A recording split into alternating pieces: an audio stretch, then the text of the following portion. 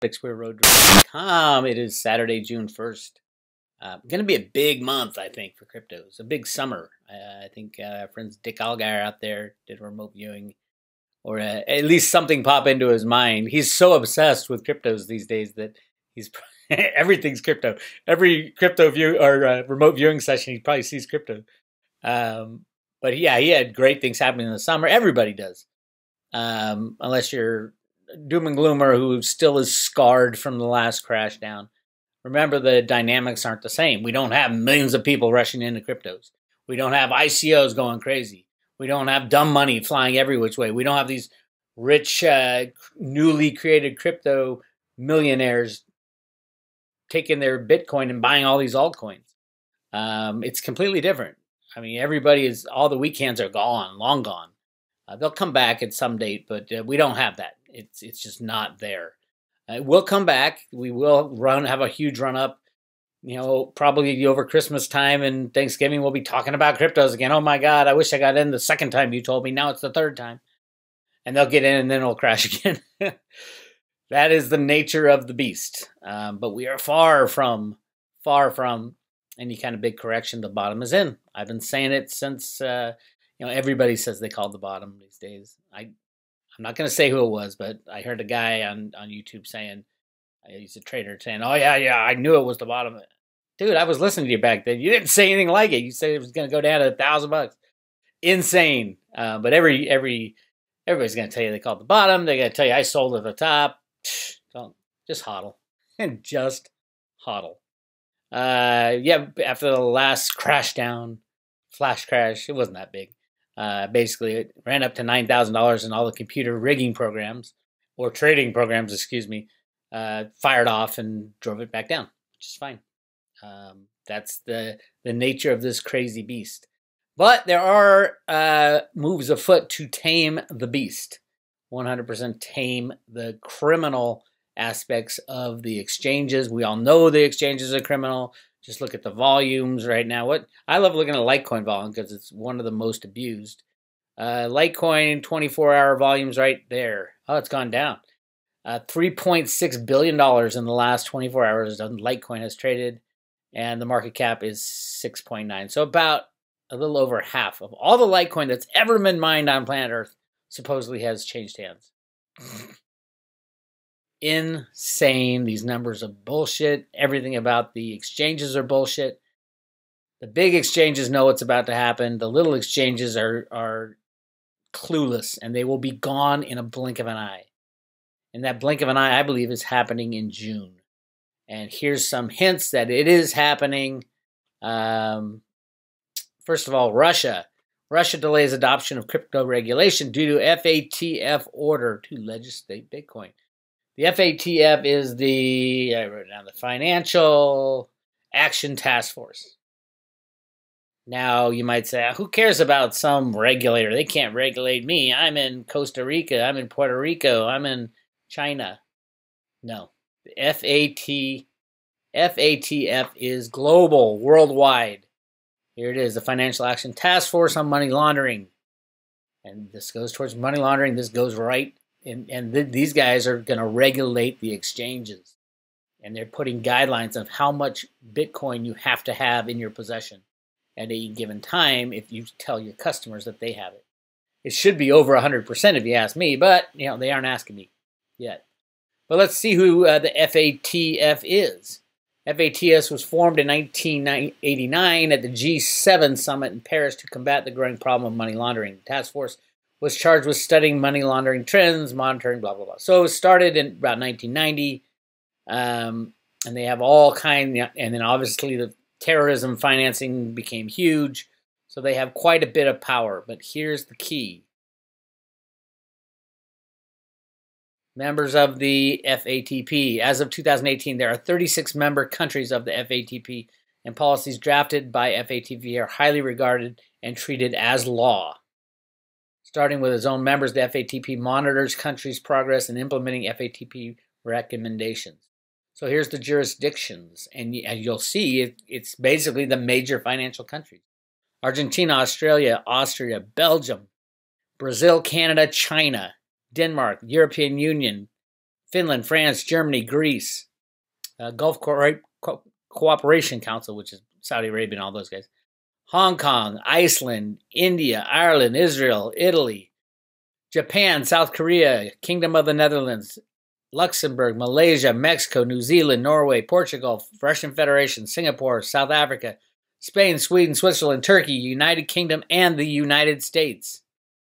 Those are the people who have signed on to this. This is not just, oh, the U.S. has these SEC laws and it doesn't matter because this company, this exchange resides in Hong Kong or resides in Singapore or resides in Estonia. Maybe Estonia.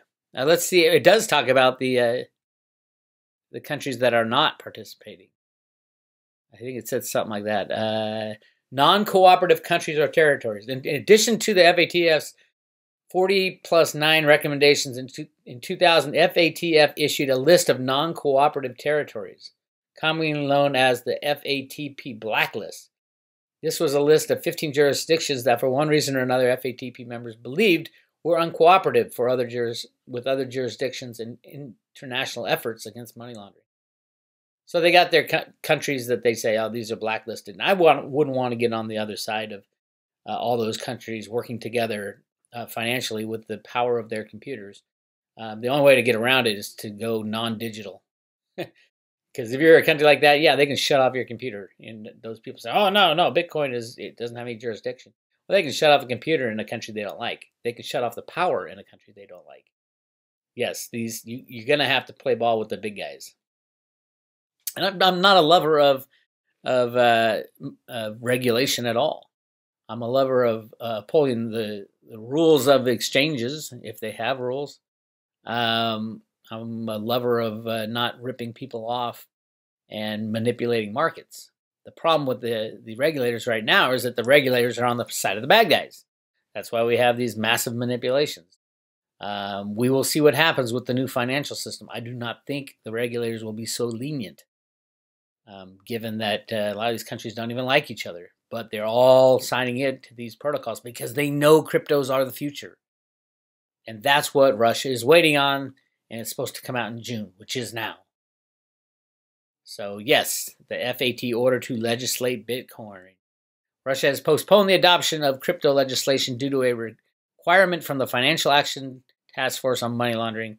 Local news agency TASS reports on May 21st, according to the report. The FATF has recently ordered Russian lawmakers to expand the terminology of the federal bill on the regulation of crypto assets, requiring that the country legislate major industry terms such as cryptocurrencies and Bitcoin. Russia's major crypto bill on digital financial assets was passed by the Russian parliament in 2018, but was sent back to the first reading stage after reports of it lacking major key concepts such as crypto mining, cryptocurrencies, and tokens. So anybody who says, oh my God, government's going to kill cryptos, hello, where you been? Yeah, all the old gold bugs saying, no way a government would allow this. The government is embracing it. They just want to regulate it, which I don't have a big problem with. A little problem with it if they do it wrong. I don't have a big problem with it because we need to get the crypto criminals out before we can ever move forward. And then more stuff. The FSB, the Financial Stability Board, proactive monitoring of crypto assets growth. The Financial Stability Board has urged regulators in different countries to step up efforts in monitoring the possible challenges that the new industry can create in the future. Everybody and their mother is dealing with this now. FSB, according to Reuters, included the warning as part of its report to G20 finance ministers and central bank governors ahead of this annual meeting. Nobody is saying we're going to end cryptos. That's it. We're going to stop cryptos. It's the exact opposite. We know they are the future, so we need to get regulation in place so there's not the kind of criminality we see today. And another one, the IOSCO attempts to create global rules for crypto trading platforms. The International Organization of Security Commissions has become the latest global agency to seek uniform regulation for cryptocurrency industry participants. This is all before the ETFs and cryptos and the backed exchange comes on. I mean, this is big, huge, massive amounts of money. Trillions and trillions of dollars will be flowing into cryptocurrency. Not just Bitcoin either. all the cryptocurrencies. Once it catches the fever this summer, look out, baby. It's going to get really ugly. So that's what's going on. Hang on tight. The FATB back in 2015 released the guidance, their last guidance. I think this was their last release. It was one of the first regulatory agencies to issue a report on cryptocurrencies. And now they're saying, okay, this is it. We're about to go mainstream. Here's your guidance on how to deal with this. Boom, let's go. Very exciting times. And it's exciting on Road to Roota. It's hysterical this morning. I got all kinds of new Patreon subscribers. If you didn't know, I opened a Patreon channel. It's $10 a month. And I post things I can't post on YouTube. So I'll try to do one on YouTube and then one on Patreon. And Patreon's going to be the better one because it's the stuff you can't talk about. But really interesting because today was June 1st. Everybody wanted to save the $10. So I got a flood of new subscribers this morning. I'm like, what is this? Oh, yeah. They didn't want to pay the $10 for last month. So they're going to pay the $10 for this one. Very, very cute. That's cute. But I got a lot of stuff on here. Great discussion with Chris Marcus about the $600 silver. Love that guy. And then we got all kinds of stuff on here. Deutsche Bank. Let me say it again. Deutsche Bank. If you want to know what's going to go on this summer, just put a little monitor on your computer with Deutsche Bank stock price. Watch what happens when it breaks the $6 barrier. Remember that 45 trillion in derivatives are about to be triggered. Takes about a month or two for these things to, really the blood to be seen in the streets after the failure. But oh my God, it is happening. I'm still saying September 11th, 2019 is a day to watch. No, this is not a bull pony definite. Bix said this date. No, I haven't done that since I don't even know how long. Because I know they rig the markets. They can set the price to 0 or $1 million per Bitcoin with a click of a mouse. It's that easy. The idea is to get rid of them and start a new system, and that's what they're trying to do. So I do think the powers that be who control the financial system, those powers that Dick Allgeier is talking about, is going to allow the cryptos to move forward. Absolutely. And there will be a lot of bad people taken out along the way. Not all of them. We need to keep the system running. But a lot of the bad guys that Dick talks about will be removed, I believe. We'll find out in the near future. But either way, if they stay or if they go, we're looking at a great crypto summer. So make sure you join the Patreon channel. It's Road to Roota. All one word, Road to Roota. Patreon. Join the channel and join the fight. Or if you want to go balls deep, as they say, you can get all the Patreon posts at the Road to Roota website by becoming a private member, and you get even more. So all the Patreon posts are posted right there. And then this is the private road. Right now, this was in green for a long time of the Fear Greed Index. So I like it when it's farther down here. That means people are scared. Being scared is the time you want to buy, right? It's the exact opposite of what people do. Just do the opposite of what people do. So if people say, oh my God, I'm afraid Bitcoin's going to fall down to 6,000. I'm going to wait. If you're a trader, I'm going to time this one. Just hodl.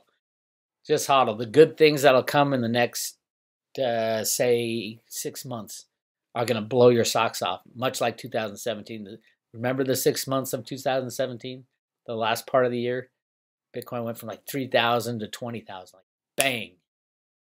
It's going to happen again, except it's not going to stop at 20. It might have a little bump at 20. Most people are expecting that. Then again, when most people expect it, it usually doesn't happen. And then run past it. And I think the next stop is 38,000 and then 100,000. And someone was saying, well, yeah, if you do the calculation, Bitcoin should go to 250,000 on the next run and then pull back 70%. I don't know, and I don't care because I'm a hodler. So hodl away, my friends. Hang tough. Bix Weir, roadtour.com.